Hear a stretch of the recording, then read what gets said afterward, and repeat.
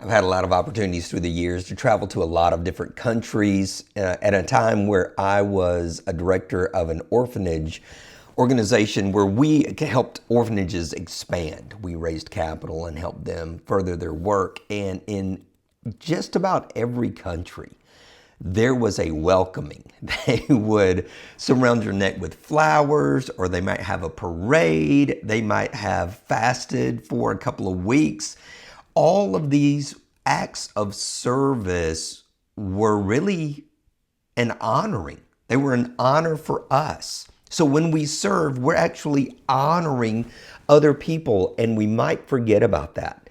And this is one of Jesus's spiritual principles, one of his spiritual disciplines that we might take for granted is serving as honoring, not for any selfish gain, but to simply be there and live out this Christ consciousness. Hey, my name is Paul Evans. I'm a student of Scripture and of spirituality for almost 50 years. And today we're going to be looking at John 13. Also,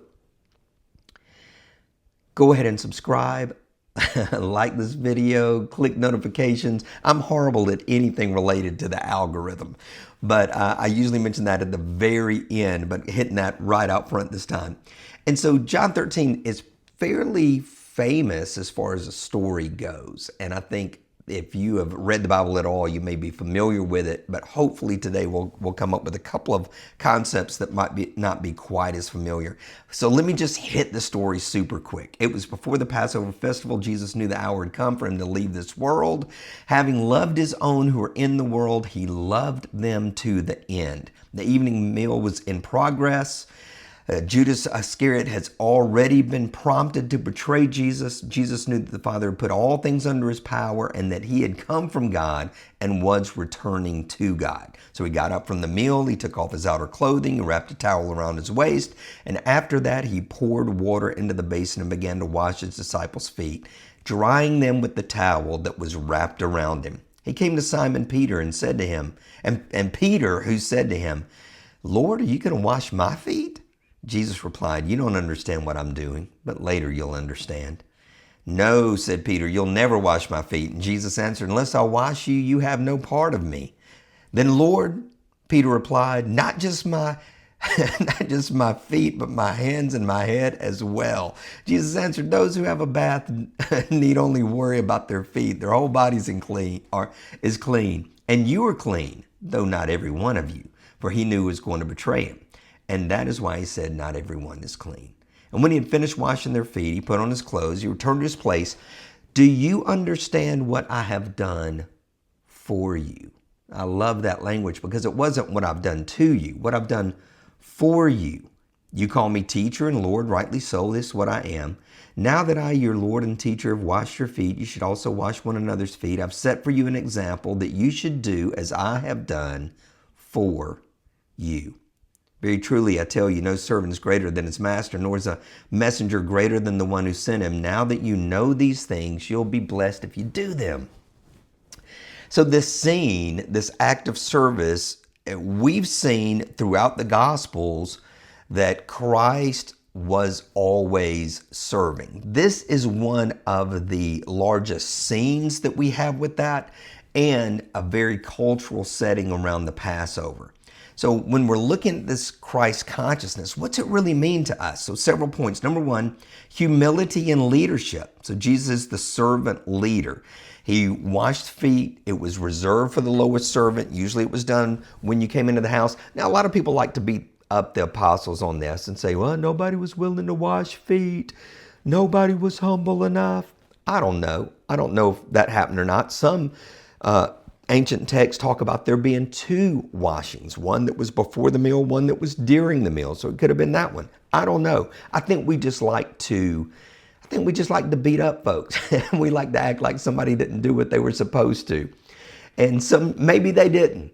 But the point, the real key is that there's humility in this leadership, that Jesus wasn't like, "Hey guys, it's pretty obvious from where I'm sitting at this table, I'm the most important one. Somebody ought to get up and wash some feet, starting with me." He didn't do that. There was no task that was too low for him. And that attitude, that consciousness puts us in a different position in life when we're not trying to figure out our high position, but we're simply being out there as a servant. So true leadership flows from humility, willingness to put others' needs above our own. Number 2, unconditional love. It says that he loved them to the end. So this symbolized the depth of his love. Now think about it, that he's washing feet. These are the very same feet that are going to lead a crowd to the garden for betrayal, the feet of Judas. These are the same feet that are going to run away from the garden, the feet of the rest of the apostles.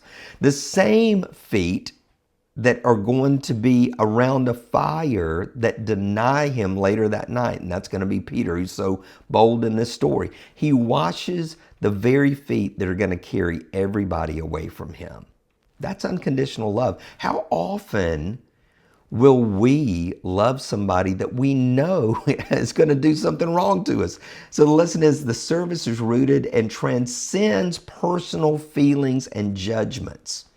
It teaches us to act from a place of divine compassion. Number 3, it breaks ego and pride. So you got Peter's resistance saying, hey, you're not going to wash my feet. Jesus said, got to. He's got to surrender this pride to open up this path of divine transformation. So think about it. Peter's got to lower his pride, but Jesus, if he had any pride, it had to be lowered as well, right? It had to be brought down. Both serving and allowing ourselves to be served require a lowering of this pride. Full Christ consciousness lets go of the ego-driven barriers and embraces vulnerability. Number 4, spiritual cleansing. So there's a symbol of inner purification here. Jesus says, unless I wash you, you have no part of me. This is more than just physical cleanliness. It points to the need of us being spiritually clean. Meaning clear, that spiritually we're going to be clear with our outlook. We're going to be clear with the way that we move forward through life. We're going to be clear in our service. So Christ conscious service is not an outward act only. It's not going through the motions. It is an inner spiritual renewal so that we are aligned in purpose with what we need to do. Number 5, the call to imitate Christ. Do as I've done for you. So he doesn't simply say, hey guys, did you check it out? Check out what I did. This was amazing. Can you believe it? Can you believe that I did this? It wasn't about that at all. He says, look what I've done for you. Do this for each other and do it for the world. So we're called not simply to go out and serve and just go through the acts, but for our heart to be connected to it. The paradox of power in service.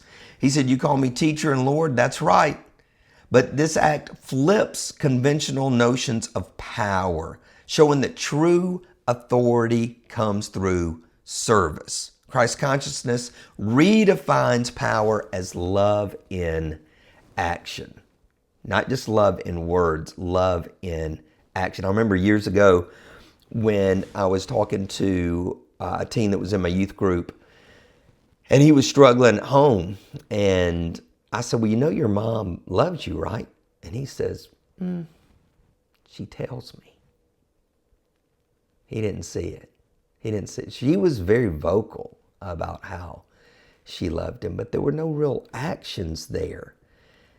And so that's the real truth, is that love in action is what makes the difference. And then number 7, service as a path to joy. Jesus concludes, now that you know these things, you'll be blessed if you do them. Christ consciousness.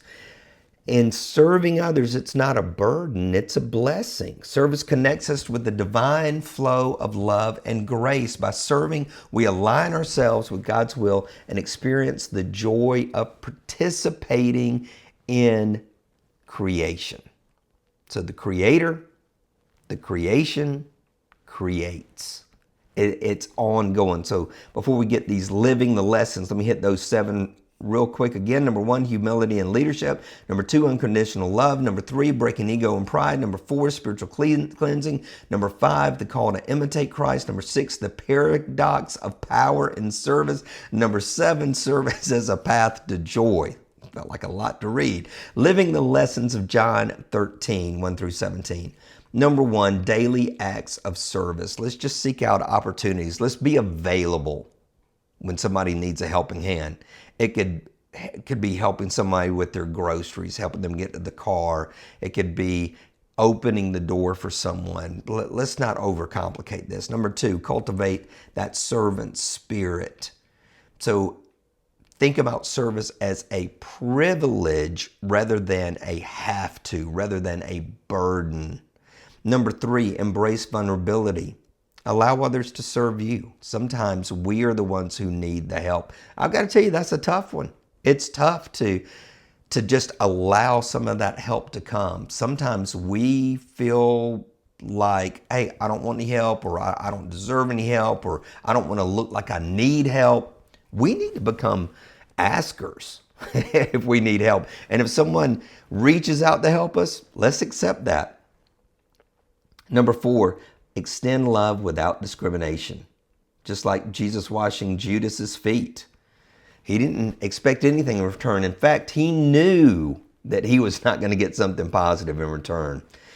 Let's go ahead and wash those feet. Let's serve without that expectation. So it's a powerful reminder that Christ consciousness is not just about transcendent spirituality. It's not simply about feeling this love, joy, and peace. It's not about sitting and meditating on a mountain and feeling like, I'm away from the world. No, spiritual practices, and the spiritual practices that Jesus exhibited, the Christ consciousness, is that this, let's say, elevated connection to the divine and the spirit becomes physical.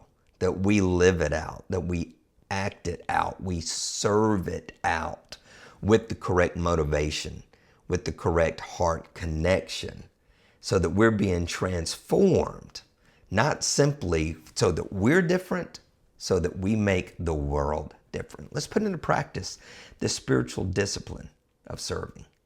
Be blessed.